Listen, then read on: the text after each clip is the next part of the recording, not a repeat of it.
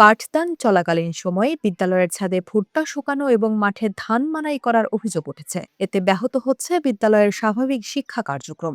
গাইবান্ধা সদর উপজেলার খোলাহাটি ১ নং সরকারি প্রাথমিক বিদ্যালয়ে ঘটেছে এমন ঘটনা। বলছিলাম যে আপনারা এখানে পলনারি দেন না, আমরা খেলতে পারি না, আবার অ্যাসেম্বলি বিলি করতে পারি না। আমাদের স্যার ম্যাডামেরাও বলছিল, তাও ওরা শোনেনি, নাড়ি দিছে।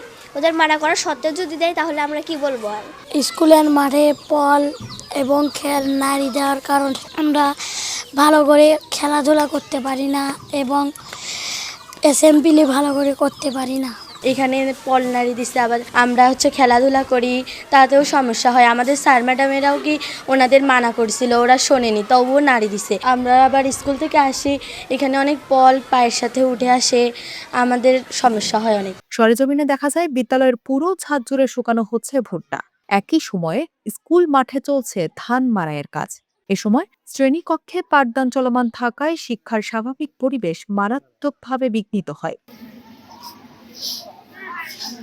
এই কর্মকাণ্ডে যেমন বিদ্যালয়ের শিক্ষার্থীদের চলাচলে বাধা সৃষ্টি হয়েছে, তেমনি ধান মাড়াইয়ের ফলে সৃষ্ট ধুলাবালিতে স্বাস্থ্য ঝুঁকির আশঙ্কা দেখা দিয়েছে। বিষয়টি নিয়ে উদ্বেগ প্রকাশ করেছেন অভিভাবকরা।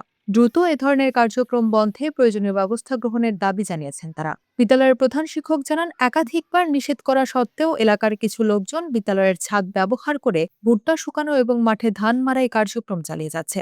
নিষেধ করা সত্ত্বেও এলাকার মানুষ তারা জোরপূর্বক তাদের ধান বা ভুট্টা নিয়ে আসছে।